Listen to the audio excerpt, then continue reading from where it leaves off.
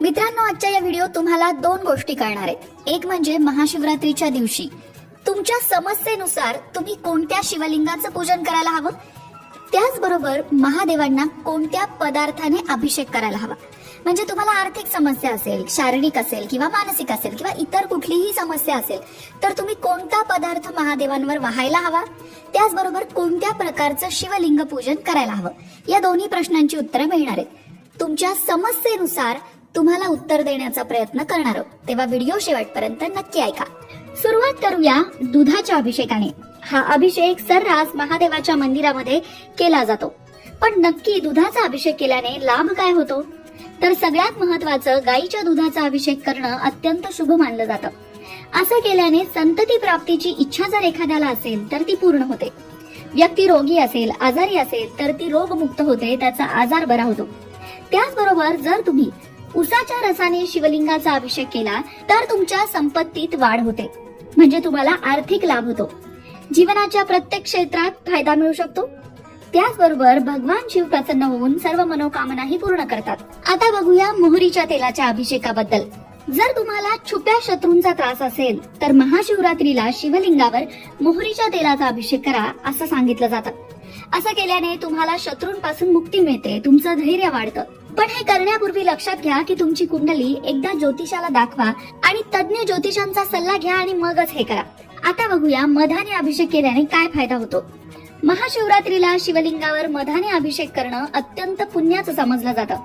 शिवलिंगावर मध अर्पण केल्याने एखाद्याचं मन अध्यात्माकडे वळू शकतं. त्याच्या बोलण्यात गोडवा वाढतो. त्याचबरोबर त्याच्या अंतःकरणामध्ये परोपकाराची भावना निर्माण होते. ती व्यक्ती दयाळू होते आणि समाजात कीर्ती आणि आदर त्या व्यक्तीला प्राप्त होतो. दयाचा अभिषेक. महाशिवरात्रीला शिवलिंगावर दयाने अभिषेक केल्यास आयुष्यात परिपक्वता येते, संयम येतो. तसंच भगवान शिवशंकरांचा आशीर्वादही मिळतो. शिवलिंगावर दयाचा अभिषेक केल्यास आयुष्यात येणारे अडथळे सुद्धा दूर होतात.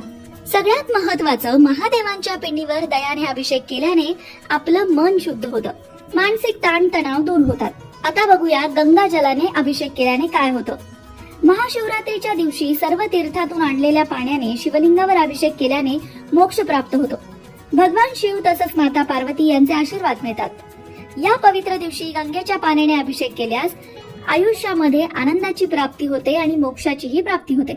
त्याचबरोबर जर संपत्तीची समस्या असेल तर तीही दूर होते आणि मृत्यूचं भय राहत नाही. पंचामृताने अभिषेक. महाशिवरात्रीच्या दिवशी पंचामृताने शिवलिंगाला अभिषेक केला तर इच्छित मनोकामना पूर्ण होते, आरोग्याची प्राप्ती होते. त्याचबरोबर शिवलिंगावर तुपाने सुद्धा अभिषेक केला जातो आणि त्यामुळे शारीरिक समस्या दूर होतात असं म्हटलं जातं. आजारांपासून मुक्तता मिळते.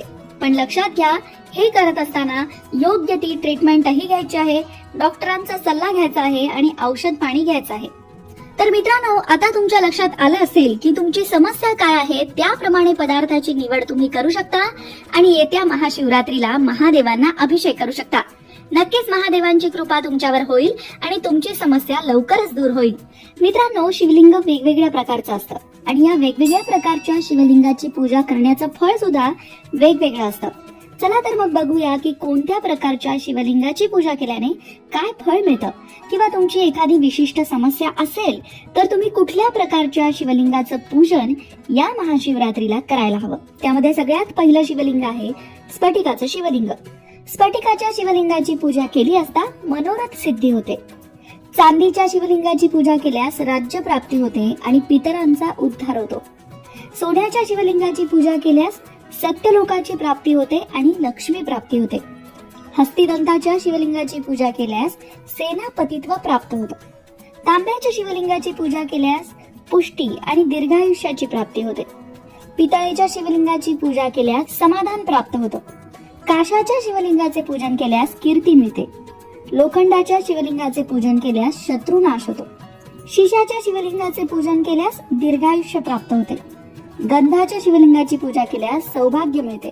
त्याचबरोबर धान्यापासून किंवा पिठापासून तयार केलेल्या शिवलिंगाचं पूजन केलं तर रोग नाश होतो, आरोग्याची प्राप्ती होते आणि सुख मिळते.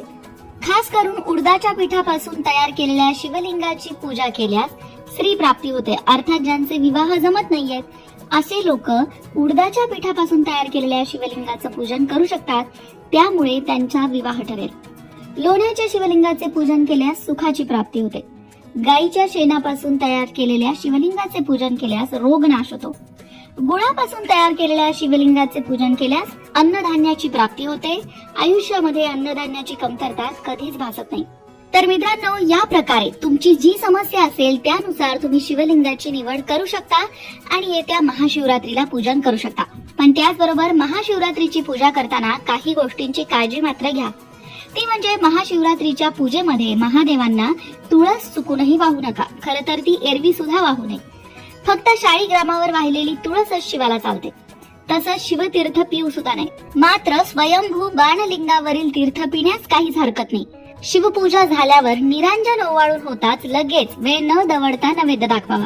शिवपूजेत केवड्याचा वापर करू नये. तसंच शंखाचे पाणी सुद्धा शिवाला वाहू नये. त्याचबरोबर महादेवांना अर्धीच प्रदक्षिणा घातली जाते. पण ती का हे सुद्धा जाणून घ्या. महादेवांचे रुद्रगण, पितृगण इत्यादी गण ते आपण जेव्हा शंकरास अभिषेक वगैरे करून त्याची पूजा करत असतो त्यावेळी महादेवांच्या शाळुंकेच्या टोकाशी तीर्थाकरता किंवा प्रसादाकरता बसलेले असतात. आपण महादेवांना नेहमी सारखी संपूर्ण प्रदक्षिणा घातली तर ती त्या रुद्रगणांना, पितृगणांनाही होईल. म्हणून भगवान शिवशंकरांना अर्धीच प्रदक्षिणा घालण्याची पद्धत आहे. अशाच प्रकारच्या माहितीपूर्ण व्हिडिओसाठी लोकमत भक्ती चॅनलला सबस्क्राईब करा आणि बेल आयकॉनवर सुद्धा क्लिक करा. म्हणजे आमच्या नवनवीन व्हिडिओचं नोटिफिकेशन तुम्हाला मिळत राहील. तसंच योग्य आध्यात्मिक मार्गदर्शनासाठी लोकमत भक्तीच्या फेसबुक पेजला फॉलो करायला विसरू नका.